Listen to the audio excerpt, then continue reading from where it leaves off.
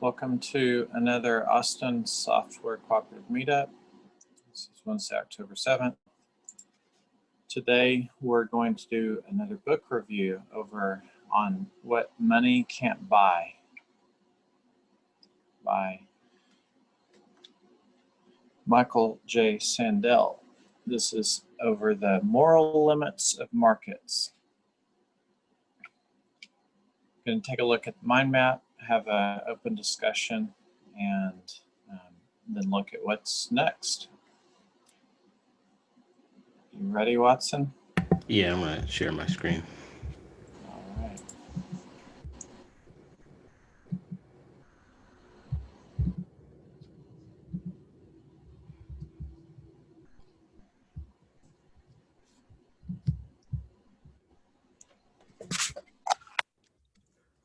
Start out with seeing what people's first impressions were with the book.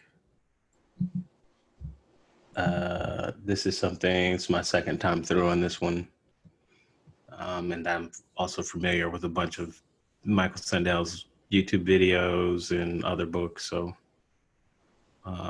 this was a bit of a review for me.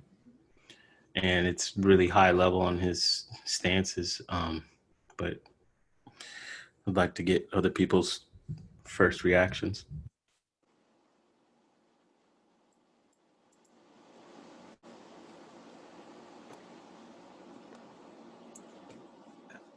I did the Audible, and I finished about half, I guess, and watched some YouTube videos and stuff. I like, so Michael Sandel also narrated the Audible, and I like how he speaks, so it made it pretty easy. And the content, at least the first few chapters, in some ways it feels, for me, I guess, intuitive and in line with what I think, but then it builds and he'll dig down into something, go, what about this type of scenario? And then it gets a little bit harder to discern, and then coming back at it multiple ways. I like that. So there's definitely stuff that came out that made me think about some areas that I wasn't quite sure on, and I'm interested in more of his stuff. So. That's good. Anyone else?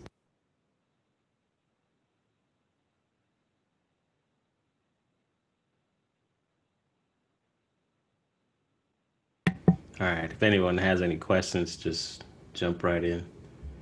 Let's see here. So first chapter, we've got an introduction on some of the things that we're going to get into, or some examples. Let's see here. So we've got prison cell upgrades, and basically the whole idea, is it proper for money to be able to buy this type of stuff? So prison cell upgrades,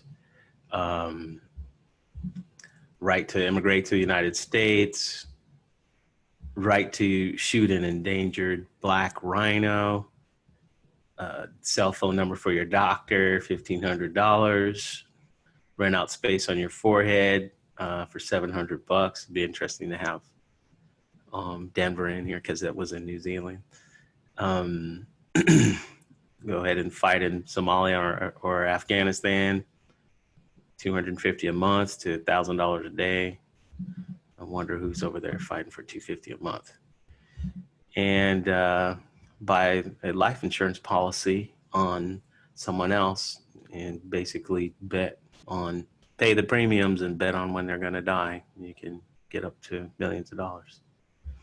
So does anyone here think that this, what jumps out at anyone from any of these examples? Anyone want to take a stab at any comments or anything on any of these examples?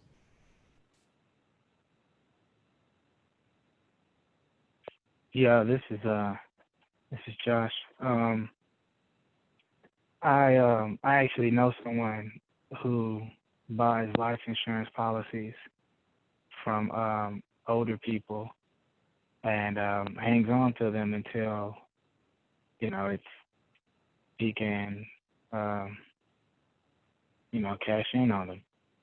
And I mean, I talked to him about it, and I talked with my brother about it too, and it's one of those things where I guess there's nothing wrong with it, technically. It's not, he's not cheating them, he's not deceiving them, and they could use some cash, and so, it's a fair exchange. However, it's almost like it just feels a bit weird to me, because it's almost like you're waiting and you need someone to die, and you want them to die almost, and because that's how you're feeding your family, and it's like it just feels a little wrong,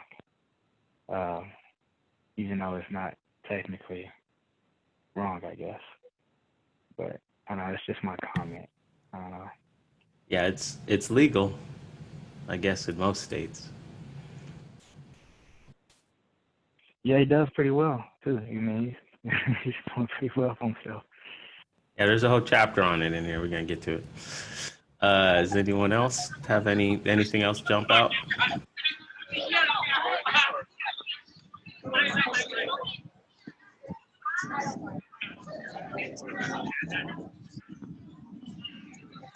Did you have something, Brandon?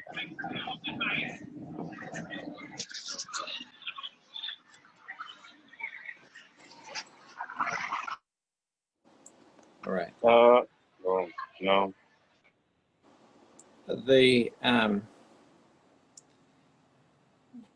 I guess it wasn't just the list that you have, but all the stuff on queues,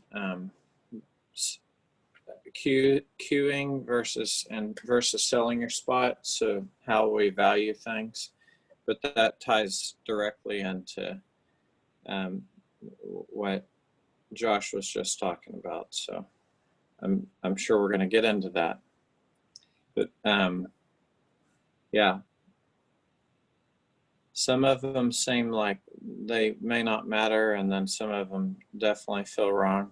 But I guess if you step back, you can start seeing where they're all very similar.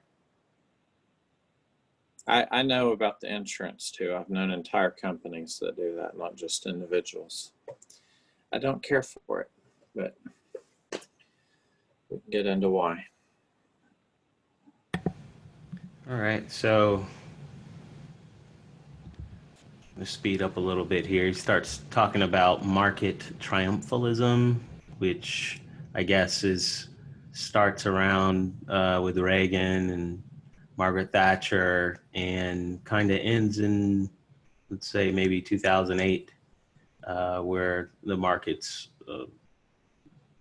were allowed to run wild. And then people started saying, well, maybe there's a limit to markets and allowing them to decide or creep, what he describes as creeping into other parts of our society. So one argument is that the markets were running rampant and went across boundaries because of greed. And he kind of thinks differently. He says that it wasn't because of an increase in greed. It was the expansion of markets and of market values into spheres of life where they don't belong. And Michael Sandel is what he calls himself or self-identifies as what's called a communitarian. So he believes that the way to set the boundaries for the moral spheres of life are going to, they need to be set in kind of like a public debate square. So as an example, and this is from his other, I guess, literature, but if you were to say, if you were to come into a a definition of property, let's say, you could say, property is whenever someone works on let's just say a piece of land or some resource and they develop it. Let's say you're planting corn and you nurture it over the course of a season, and then you enclose it. It's one definition of property. And then you say, okay, since I did all that work, that belongs to me. I should be able to exclude you from it. You shouldn't be able to exclude me from it. You shouldn't be able to touch it, that kind of thing, because I worked on it. That's a definition of property. Well, there are, so what are the limits to that? What can you enclose and what can't you enclose? What is considered, what can be considered property? Like, can humans be property? Can, these types of things. And that, he says, like what a communitarian, how they would solve that problem is say, yes, property is when, you should be able to have property, but what is property? That's something that society decides together. And so he's communitarian. So he's going to be big on saying you should have a public discourse on trying to find out what boundaries are, and you should investigate different frameworks for morality and try to tease out these different nuances. And it matters. And if you don't do that, you're just going to be, as a whole, morally bankrupt as a society. So there's that, and that's what he's saying here. We need a public debate on what it means to keep markets out in their place. Have this debate. We need to think through the moral limits of markets. We need to ask whether there are some things that money should not buy. So there's some force behind that. Talking about everything being for sale, in society where inequality is one problem. When everything's for sale, society, if everything's for sale, life's harder for those with modest means. The more money can buy, the more affluence matters. And so that would create inequality. And that might not matter in some spheres, but in other spheres like good medical care, safe neighborhoods, and these types of things, should it be that the affluent are the ones that get to have those things, or should it be distributed equally? Of course, we already talked about, say, owning humans, right? He's going to come back to these types of examples, but there's really nothing wrong. There were markets for slaves, so appealing to like market values to say slavery is wrong, you're going to reach a dead end. So you need to find somewhere else to decide where those limits for those markets are. And I guess found this interesting. Without ever having to decide, or without ever deciding to do so, we drifted from a market economy to being a market society, right? So a market economy is a tool, valuable and effective tool, but a market society is a way of life in which markets seep into every aspect of human endeavor. So that's something to watch out for when everything is for sale. And we need to rethink the value of markets. Here's going into what I was saying before with the communitarian. The problem with our politics is not too much moral argument, but too little. So a lot of times leading up to this, he was saying there's too much politics, people arguing on cable news and so on and so forth. And we're thinking we get too much of that. But his argument is that there's actually very little moral and spiritual content in that discussion. So he revisits over and over again different economists' view of where the limits of markets are and the usefulness of them. Part of the appeal of markets is they don't pass judgment on the preferences they satisfy. They don't ask whether some ways of valuing goods are higher or worthier than others. Markets don't wag fingers, so on and so forth. So here's starting to get into some of the arguments. If you agree that buying and selling certain goods corrupts, that's an important word, right? Corrupts or degrades them, then you must believe that some ways of valuing these goods are more appropriate than others. It hardly makes sense to speak of corrupting an activity, parenthood, say, or citizenship, unless you think that some ways of being a parent citizen are better than others. So it's kind of in some one sense, it's controversial. In other senses, it's not.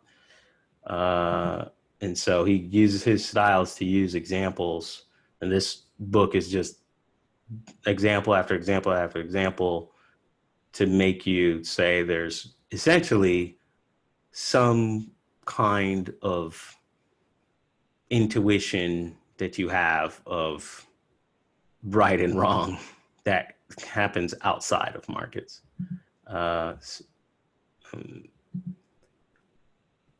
Right. And then he's saying that just because you have a public discussion doesn't mean everyone's going to agree. So that's the intro. The first chapter, he's going to be, it's already 7:20. Let's go a little bit quick here. I would say, let's go through the chapters. Jumping the queue is the first one. Incentives is the second one. I think crowding markets and life and death might be the third one. But I want to probably jump from jumping the queue to incentives to how markets crowd out morals. And we'll do that. Maybe we'll step in here a bit since we thought that one was interesting. Jumping the queue, his first chapter. Does anyone have any questions so far?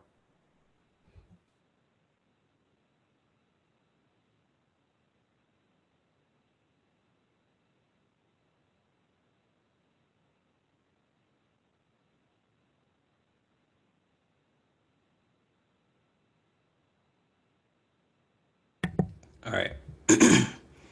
So jumping the queue, this is kind of a way to ease into examples about the difference between markets and other ways to sort, I guess, and make decisions about how you allocate goods.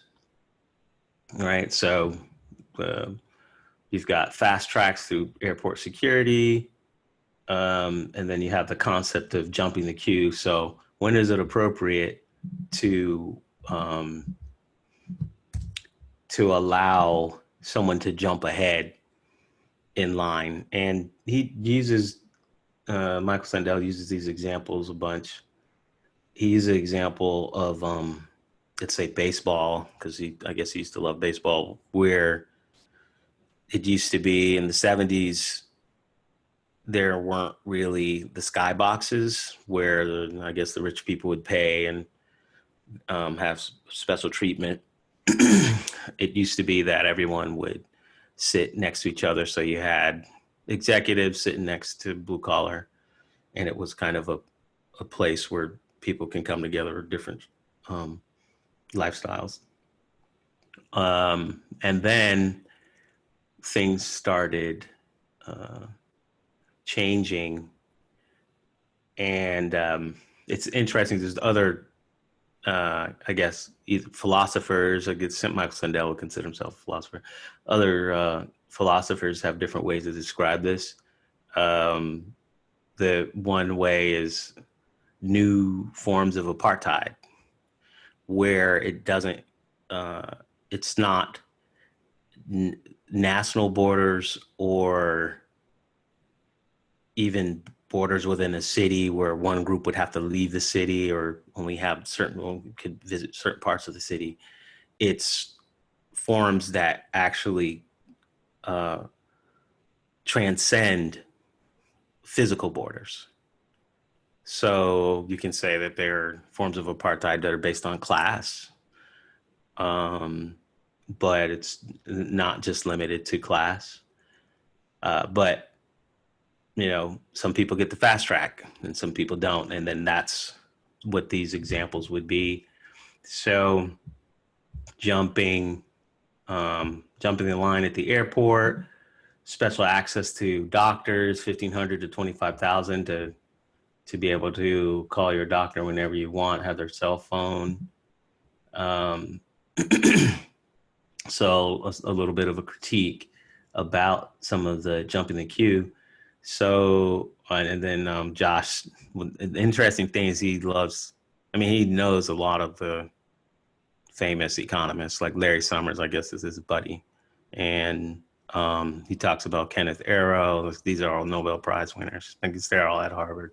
So he goes back and forth with them in this book, and I've seen him in other places too. Gary Becker, some of the people that I've read, like game theorists and stuff like that. So that it's interesting to see him comment on him. So the case for markets over queues draws on two arguments. One is that respecting individual freedom, and one is about respecting individual freedom, and the other is about maximizing welfare and social utility. So this is really efficiencies, right? So to talk about efficiencies, my way to think about it is if we both make shoes and shirts, we're not going to be really great at making shoes and shirts. You make shoes, I make shirts, and we trade them. I get really good. You get really good at shirts. I get really good at shoes, and we trade. There's an efficiency. Something's happening where we're both better off. And so economists kind of think that on one side, they're like, okay, we're amoral. We're not going to actually say anything is good or bad as far as morally. On the other side, there are some that will say, yeah, efficiency, like say the Wealth of Nations, or if you were to go back to Adam Smith, where he would talk about morality in some of his other books. The efficiency is a good thing. Like you shouldn't have, if we're all starving and however we split up a pie, if there's 3 of us and there's 4 pieces of pie and we couldn't figure out how to split it, and we each took 1 piece and there's 1 piece left, that's a bad thing, right? So that would be inefficient. It would be better to just give 1 person the pie or flip a coin or something. Inefficient allocations are bad, like morally bad is one way. So some say that, I would say, or they lean towards that. Anyways, libertarian arguments, people should be able to be free to buy and sell whatever they want. The utilitarian argument, everything comes down to costs and benefits, right? Cost-benefit analysis, right? So what I was saying before, a market benefits buyers and sellers because it gets to efficiencies, right? So there's that. Let's see here. Does anyone have any questions about that so far?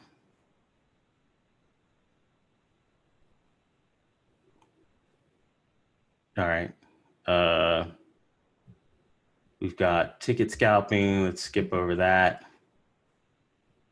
One way to think about, I guess, where economists like to talk about markets versus queues. You've got people standing in line. It's inefficient. If you allow them to pay more, you would get, I guess a more flawed argument is you would get more people to, I guess, board the plane or whatever. But that's flawed, obviously, because if the queue's full, the same amount of people are going to board. But the other side of that is an argument that says, well, if someone wants to pay more and they value whatever it is more.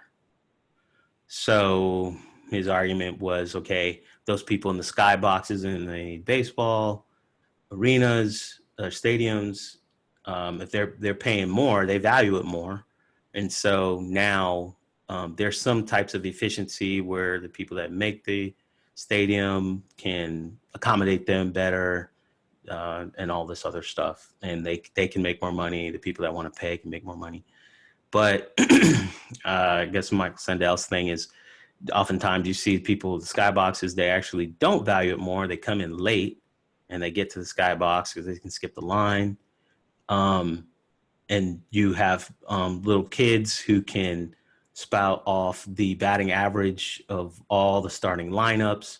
And he would think that those people would actually value it more. They're just not affluent. So the like levels of charge against the idea that value and money are actually different. Someone can value something and not actually pay money for it. They don't have the ability, they don't have capability. So that's where you get into this affluence, right? So here we've got that since market prices reflect the ability as well as the willingness to pay, it reflect the ability, right? As well as the willingness to pay. They are imperfect indicators, right? So that's the argument there.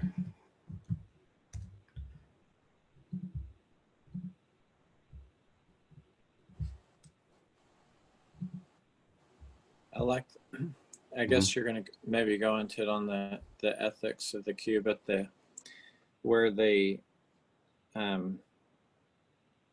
it was talking about long lines and then people that have the time to wait can sit in a line and maybe sit there all night, and other people don't.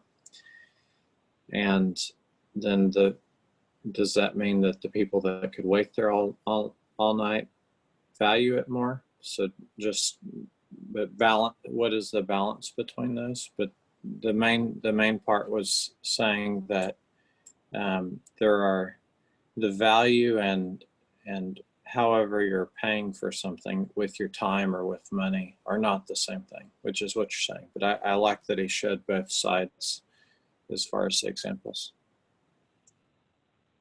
Yeah, so the line waiting, you've got, let's say you have the lobbyists who want to get in on the congressional hearings, and then you've got, say, environmentalists that want to get also in on the congressional hearings.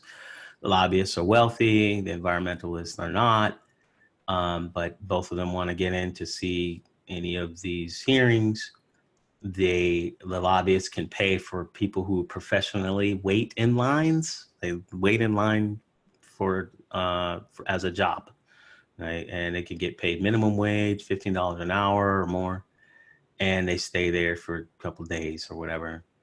And so that makes it so that only the lobbyists can get in on these important hearings, right? So you could say with the market reasoning, well, somebody pays more, then they value it more. You should work hard and get more money and pay more. The other one would say, well, valuing it more, actually, whoever would wait in the line the most values it more, right? So there's those sides, but he also has the extra argument of corruption, right? And he's gonna keep bringing this up. He's saying that, having people pay for the lines and waiting in line corrupts the idea of the hearings or attending the hearings. So implicit in any charge of corruption is the conception of purposes and ends in an institution, right? So that on his moral philosophical side, they call it the teleos, the meaning behind that, or the purpose, I should say, behind any endeavor. If you believe that there can be such thing as a purpose, it can be an artifact, something created by humans, and it can have a purpose. I mean, that's not very controversial. Depending on how you view that, the teleos, or another word is virtue, you will be able to define corruption. So his thing is that and he uses these examples to say you have an intuition of purpose for different endeavors different situations. And when you see that it's wrong, it doesn't sit well with you.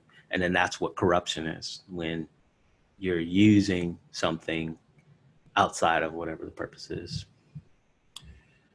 Let's see. Does he talk about that here or not? So yeah, markets and queues, two different ways of allocating things. Ethic of the queue is first come, first serve, and it's an egalitarian appeal, right? And it says that it ignores privilege, power, deep pockets, all that type of thing, right? And then you got the other side, is there anything wrong with answering the calls of your best customers first? Right? Well, most people would say, no, you should be able to answer your best customers first. I would, maybe the opinion is split on that, but so the tendency of markets to displace queues or other non-market ways of allocating goods so pervades modern life that we scarcely notice it anymore. It's striking that most of the paid queue jumping schemes we've considered at airports, amusement parks, Shakespeare festivals, congressional hearings, call centers, doctors' offices, and freeways, national parks, and recent developments are scarcely imaginable just three decades ago. Another example I don't have here, but he was talking about how you can get you can pay in some cities, you can pay in Austin, right? Yeah, you can pay to be in the fast lane instead of it being a carpool lane. It's just whoever can pay, right? I think Mopac has that now. When the original intent wasn't just to make it easier for people, it was to encourage carpooling. So right. Yeah. So any questions on that before we get into incentives? This one's going to be controversial. So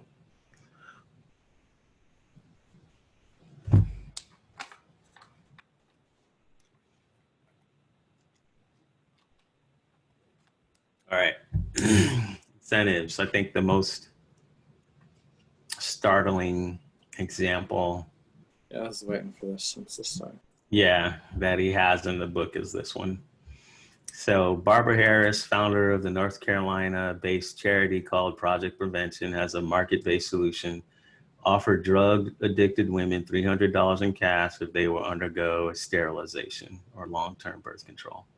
And more than 3,000 women have taken her up on this offer since 1997. She's also done it in Britain. She does it in Africa and other places too.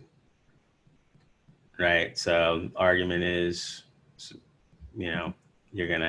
there's gonna be a child that's gonna be maybe born addicted to drugs, these types of things. Also, she's close to the problem. She has adopted 4 kids that were born to parents or a mother that was addicted to drugs, and she started this charity. Some people just call it eugenics, right? Michael Sandel's argument is, this is market reasoning. So you're going to have to come up, this is fine with markets. So you're going to have to come up with another reason why you shouldn't do this. And it's legal in many places. So you can't just say it's illegal. I mean, that's kind of begging the question we're trying to figure out. Should it even be legal? So I'll just stop right here. I mean, does anyone want to comment on that at all? This one's tough the further and further you get in, because it's at one point you're saying everyone involved is making this, just before you talk about coercion, and then you get into the drug addiction. So they're all adults and they're all making the decision. But then you start going further and, okay, so the drug addicted and stuff. But I found this one pretty difficult when it starts talking about free choice over your body and everything, but looking at it from, are they making a choice? The drug addiction, they're offering money, so are they going to just take it up because their life is already, are you taking advantage of where someone is? And this is just over this, but I think you could apply this in many different places when people are in a position where they can take the money and it'll help them a little bit. But if they're not in a place where they have much choice for anything else. Anyways. Anyone else?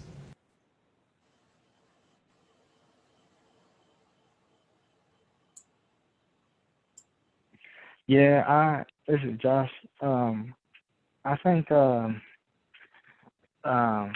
like what you said, it gets complicated when you think of freedom of, decisions over your own body. However, I just think once you get to we've all heard of,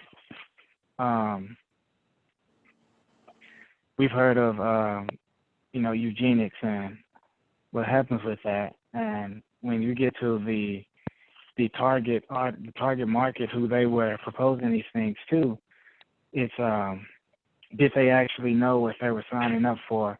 When you think of drug addiction, you don't think of people who just maybe smoke marijuana or something. You don't call them drug addicted, really. When you say drug addict, you think more of the harder drugs that are definitely life altering and can alter states of mind. And so then are they actually truly informed? Or is this more so like the several other cases we've seen throughout history, whether it's sterilization in exchange for immigration or just plain old, lies. And so that's hard when you say, if you're going to take it at face value though and say these people were in their right minds, and there's nothing. This was a well-informed exchange. I don't know. I guess I don't think I guess you get to the whole I think it's okay because it's is it moral? It's the same as abortion. But it's like maybe a very effective Plan B option, for life. But we do offer tying of tubes and stuff for women or something. But I just my question would be with were they actually informed? But yeah, that's all I've got. It's interesting because they're kind of opposing in some ways. If you're for pro-choice, just putting that, then okay, you can make a decision, but is it morally okay? So forget about legalities like you're saying, Watson, because it is legal some places. But would it be morally right for someone to offer to try to incentivize someone to do it? And that, I think, is the opposing part, where you can go, I'm for women being able to make a choice with their body, but am I okay with someone else trying to incentivize them to make a decision in a certain way? And we can be specific and not just say, in general, is it okay to incentivize, but specifically targeting specific women that are in a position where they're more likely to accept.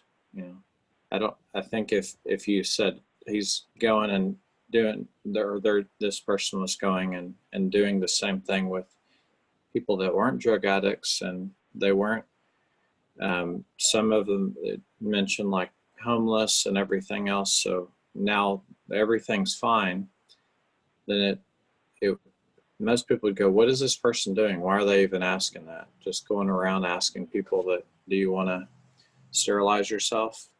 You could do it with everybody, but this is specifically for this group. And that's where I think it hits on is it okay to do that?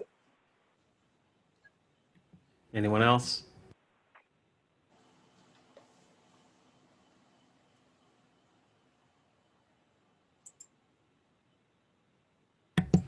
All right. So let's see here. Viewed as a market transaction, the deal produces gains for both parties and it increases social utility. According to standard market logic, the exchange is economically efficient. It allocates the good. In this case, control of the addict's reproductive capacity to the person, Harris, who's willing to pay the most for it and who's therefore presumed to value it most highly. So this excludes, like, markets are fine with it. So now we've got the critique. So some criticize cash for sterilization deal as coercive. Others call it bribery. So we talked about the coercive one a bit. The coercive objection worries that when a drug addicted woman agrees to be sterilized for money, she's not acting freely, although no one's holding a gun to her head. The financial inducement may be too tempting to resist, given her addiction and in most cases her poverty. The choice to be sterilized for $300 may not really be free. She may be coerced, in effect, by the necessity of her situation. Some other examples, to me, this example is persuasive, but other examples would be civic duties. So someone comes and says, hey, I'll pay you to have a judgment or judge a certain way as a juror. Right. Well, I don't know anybody that would be for that or allowing that. But it's between two people, right? Someone can come in and say, yeah, if I was a juror on that case, I would vote non-guilty. I'm going to pay you to vote non-guilty. And so I value the non-guilty verdict more than you. So, or whatever verdict you are, maybe I'll pay you $10,000 to do it or whatever. I mean, that's illegal to do that, right? That's one example. Another one is military service. It used to be that you could pay your way out of the draft, right? So I want to say Carnegie and some of these, the old school tycoons, they just pay their way out of the draft and pay someone else to go to replace them. And now you can't do that anymore. There's other, so basically civic duties in general, we have about paying someone to not vote or to vote. I don't think that's legal either, but yeah, you can't do it. I can see it as far as a desire. If you're just looking at market only, it should be allowed. Pay them off. Right. So we got that. So that's a core, but so we got coercion objection. And to talk a little bit more about this, there's a whole field of study for this. It goes under, if you look up the word contractarianism. So the idea of contracts, there's legal contracts, but there's also just implicit contracts, agreements, right? And there's a moral idea that goes with them. And within that, a field under that, or one issue that rises with that is our idea of consent. You consent to a contract. And so we all intuitively just accept that as part of our society now. But agreeing and saying, okay, you're free to do a certain thing and all that stuff. There are all types of different boundaries, edge cases, and all that. One of them we kind of brought up was like information problems, information asymmetries, these types of things. That's one way to cause a problem, right? So we all know, you better have a lawyer look at the contract because of the information asymmetries and things like that. That's one, but there's a whole bunch, right? There's a whole bunch of those. So let's talk about the bribery objection, right? The bribery objection is different. It's not about the conditions under which the deal is made, but about the nature of the good being bought and sold. Consider a standard case of bribery. And if an unscrupulous character bribes a judge or government official to gain an illicit benefit or a favor, the nefarious transaction may be entirely voluntary. Neither party may be coerced, and both may gain. But what makes the bribe objectionable is not that it's coercive, but that it's corrupt. The corruption consists in buying and selling something, a favorable verdict, say, or political influence that should not be up for sale, right? So these are important definitions to keep with you. So corruption has a broader meaning. If we corrupt a good, an activity or social practice, whenever we treat it, or we corrupt a good activity or social practice, whenever we treat it according to a lower norm than is appropriate to it. So to take an extreme example, having babies in order to sell them for profit is a corruption of parenthood because it treats children as things to be used rather than things to be loved, right? This broader notion of corruption lies behind the charge that cash for sterilization scheme is a form of bribery. Those who call it bribery are suggesting that whether or not the deal's coercive, it is corrupt. And the reason it is corrupt is that both parties, the buyer, Harris, and the seller, the addict, value the good being sold, the childbearing capacity of the seller, in a wrong way. Right? So that one, the bribery objection, is one to keep in mind. Right? And then he just said, should we regard our bodies as possessions that we own and we can use or dispose of as we please, or do some uses of our bodies amount to self-degradation? All right, so that was probably the most controversial part in the book. Let's talk about some of these economists and go through some of this stuff faster. It's 7:50.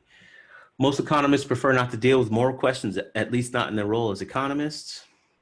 They say their job is to explain people's behavior, not judge it.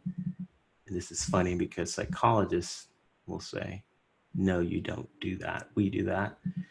You guys do judge, but it's interesting. So Gary Becker, he rejects the old-fashioned notion of economics as the study of allocation of material goods, and he's going to say that I've come to the position that economic approach is a comprehensive one that is applicable to all human behavior. Gary Becker is applying through game theory all types of things, economics to marriage and all this stuff.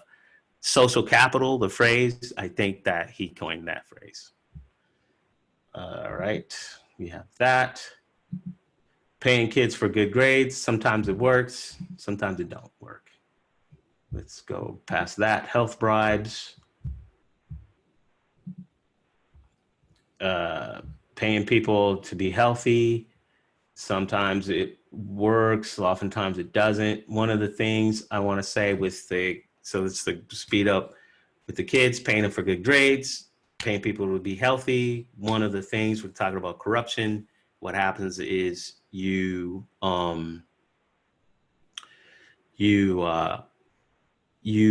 give external incentives, he talks about this later, if you give external incentives to something that normally would have, or you would develop internal incentives for, you can make the individual have a weird perverse incentive scheme that now they want to have those external incentives all the time.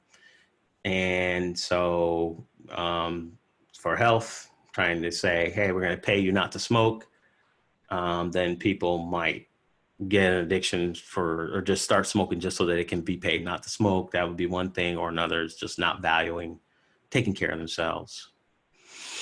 Right. So I see Son Connor said that corporations pay people to be healthy. Yeah, he talks about that. And it's interesting on the different arguments. Okay, so there's two of them, right? So there's some that say that as far as they have a fairness objection, right? And they say, now the conservative side, they'll say, hey, we don't want to pay through, let's say, taxes to have to pay overweight people to slim down. They should be doing it on their own. So that's not fair. Even if everyone as a whole somehow benefits, it's still not fair. They should be, rather you should punish them or something like that. What's interesting on the liberal side is you shouldn't unfairly, right? So if you want to pay people to be healthy, just going to what Son Connor was saying, pay people to be healthy, well, that's going to disadvantage the people who are not healthy through something that's genetic, something that they couldn't help. or so on and so forth, right? So it's not their fault. And so you shouldn't punish them, right? So it's one thing to give everyone a discount for joining the gym, but it's something else to set insurance rates based on health outcomes that many people can't control. So this is another thing that trying to go off of the fairness objection, right?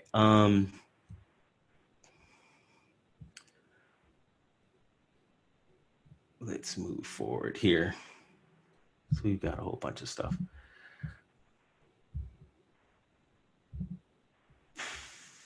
All right, this is some of the, he has a little anecdote. He has a friend that paid his kids $1 each time they wrote a thank you note, and they would write thank you notes to him. And in the long run, the kids kind of, would look at the thank you notes as what he would call piecework or a burden to be performed for pay. And the habit won't take, maybe, right? So you might be corrupting their moral education and make it harder for them to learn the virtue of gratitude in the long run, right? But in the short term, you might get something. So this one is all about outcomes. So we got Gary Becker. I'm going to skip that. All right. Economists often assume that markets do not touch or taint the goods they regulate, but this is untrue. Markets leave their mark on social norms. Often, market incentives erode or crowd out non-market incentives. The study of some childcare centers in Israel show how this can happen. The centers face the familiar problem. Parents sometimes come late to pick up their kids. A teacher had to stay with their children until the tardy parents arrived. To solve this problem, the centers imposed a fine for late pickups. What do you suppose happened? Late pickups actually increased. Interesting there. So fines versus fees. Basically, people started looking at the late pickup fine as a fee, right? And so that's another thing. So let's see here. We've got maybe, let's do 10 more minutes, right? So I want to get,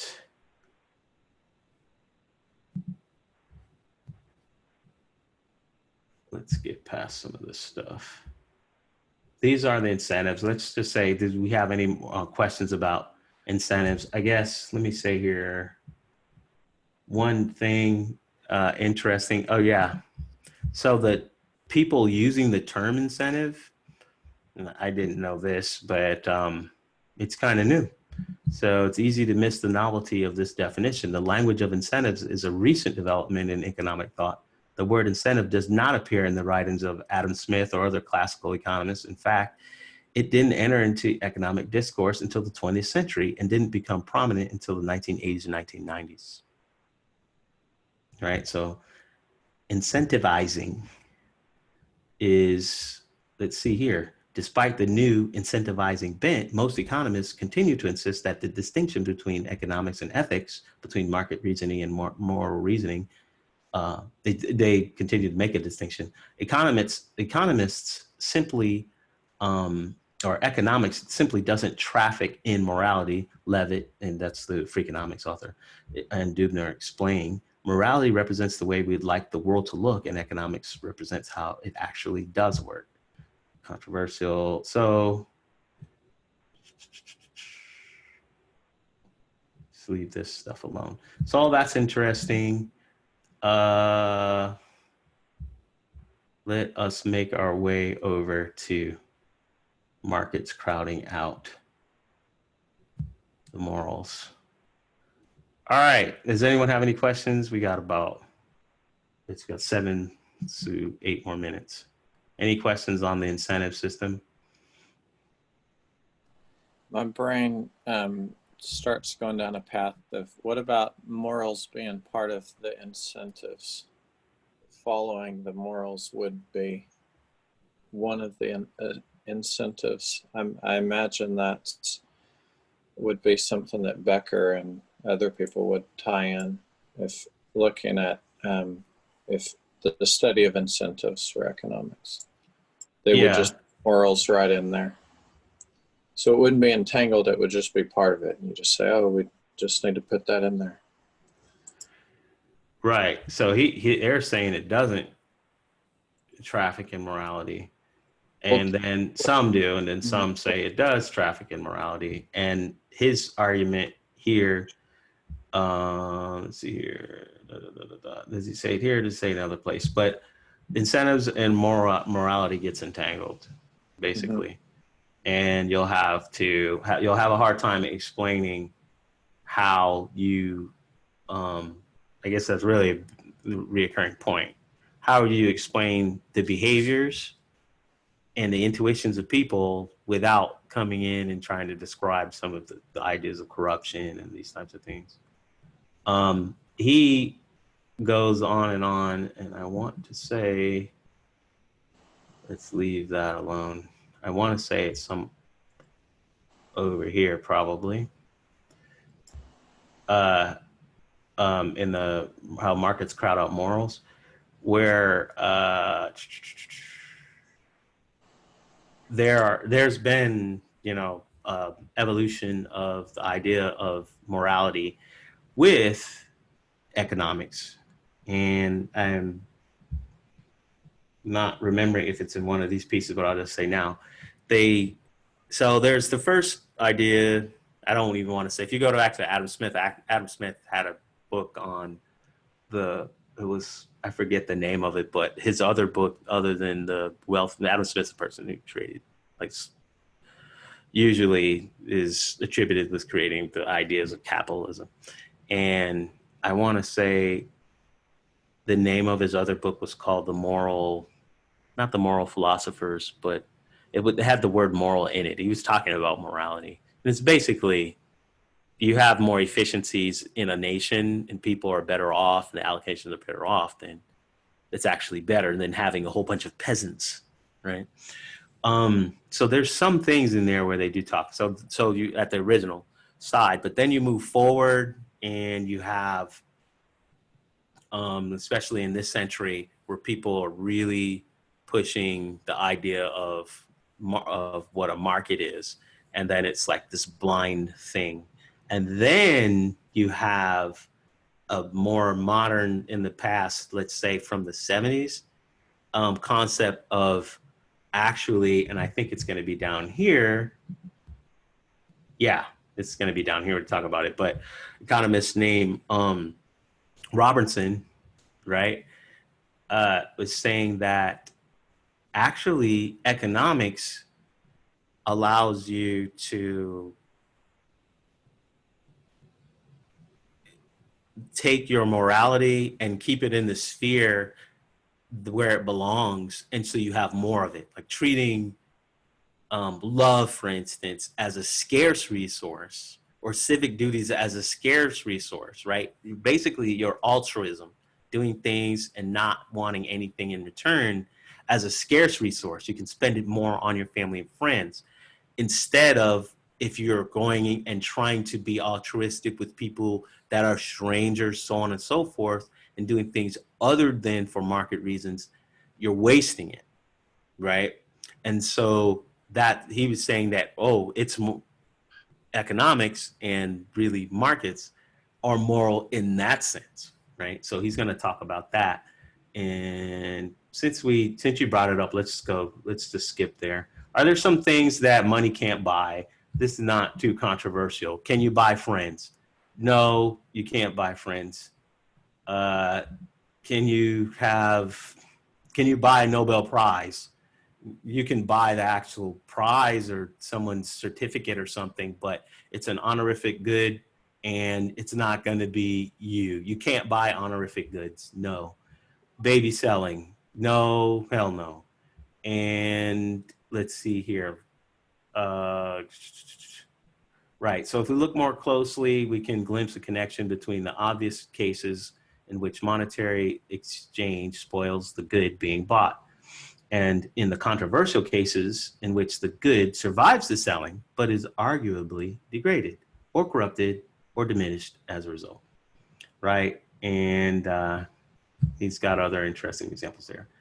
Gift giving. Economists have a hard time with why anyone gives any gifts other than cash. Can you buy honor? No. 2 objections to markets. the fair objection. So two types of arguments to against markets, right? About what money can and cannot buy. There's a fairness objection that asks about inequality that the market choices may reflect, and a corruption objection, we talked about already, asks about the attitudes and norms of the market. Fairness objection points to injustice that can arise when people can buy and sell things under conditions of inequality. Corruption objection is different. It points to the degrading effect of market valuation and exchange on certain goods practices. According to the objection, certain moral and civic goods are diminished or corrupted when bought or sold. Right? So, it's like he's pointing at the market society that we have now, but this was talking about after the 2008 crash and looking back at things. But it's more and more applicable as we go on. You can see the effects. Oh yeah, he's talking about now. It's just people didn't even question it until then, I think was his point. They didn't even question.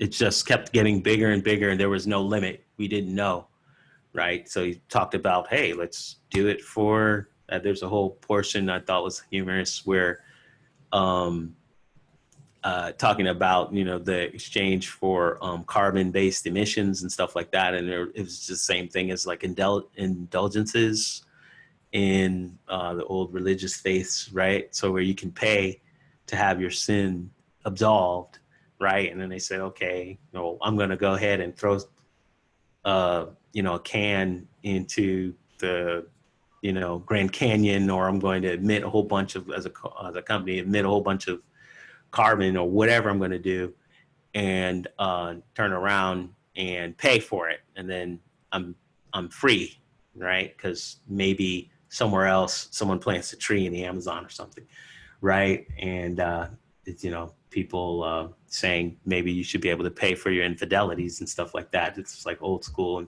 indulgences. Yeah. So yeah. Oh, interesting. Paying for college tuitions, or college admission. Let's go ahead and skip to here because we brought this up, and we can probably close here, right? Robinson began by conceding that economics concerns, as it is with desire for gain, does not deal with the noblest human motives. It is for the preacher, lay, or clerical to inculcate the higher virtues, altruism, benevolence, so on and so forth. Robinson concludes, I believe we can contribute mightily to the economizing of that scarce resource, love, the most precious thing in the world, right? So he's saying what I was saying before. If you create more space for you to apply your altruism in your own spheres that you want, and then Michael Sandel says, not so fast. This is one of those things that it's not scarcity driven. The more you practice civic duties, the more you practice love, the better you are at it. It could be that that's the case. As a matter of fact, people like Aristotle, Rousseau, and other moral philosophers, they're like, okay, yeah, that's how it works. It doesn't work with the scarcity deal, right? So that's the situation there. So I think we're out of time. Does anyone have any comments about that? We didn't talk about the janitor's insurance too much, but let me bring this up for Josh. Right. So in the early 2000s, this is the janitor's insurance that COLA policies covered the lives of millions of workers and accounted for 25 to 30% of all life insurance sales. So 25 to 30% of all life insurance sales was situations like Walmart buying a life insurance policy on one of their employees and collecting $300,000 on it and not paying the family of the employee, or they pay them like $6,000, something like that. So that's 25 to 30% of all life insurance sales, right? So 2006, Congress sought to limit the insurance by enacting a law that required employee consent, right, and restricted company-owned insurance to the highest paid 1/3 of the firm's workforce. But the practice continued, and by 2008, the banks alone held $122 billion in life insurance on their employees. There you go. All right. So anyone have any other comments? We didn't talk about death pools. That was a fun one. Anyone want to put a name on their kids? That was an example he had in here where there's a lady that offered to name their kid or put a tattoo on her forehead. Here we go. No, this is garnish paint on the house. Da da da. There was one. Yeah. So there's someone who offered to, in order to buy medicine for the child, they agreed to be tattooed on their forehead. That kind of thing. Other nice little examples of commercialism. People putting ads on the front of their houses and stuff like that. So, but does anyone have any other comments? People understand corruption now or believe in it? Or they're not convinced? I'm big on that economize love. And I think one of the first things that jumped out at me was I think it's the intro where it was talking about reading and paying kids to read versus having them learn to love to read. And there's another one that we talked about, and I think on the incentive side, but the paying the kids for other things, grades and stuff.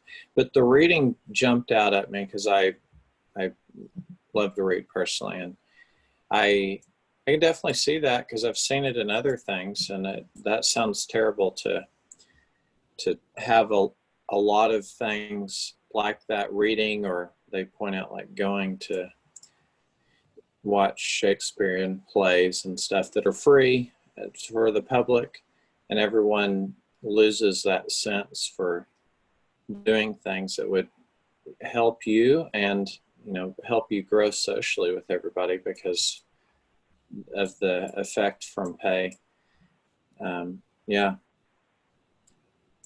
Anthropologists understand that when you go and study something that you have an effect on it because you're there. It's interesting that any of the economists wouldn't think that it would have an effect when they're doing applied economy, I guess is what I'm thinking.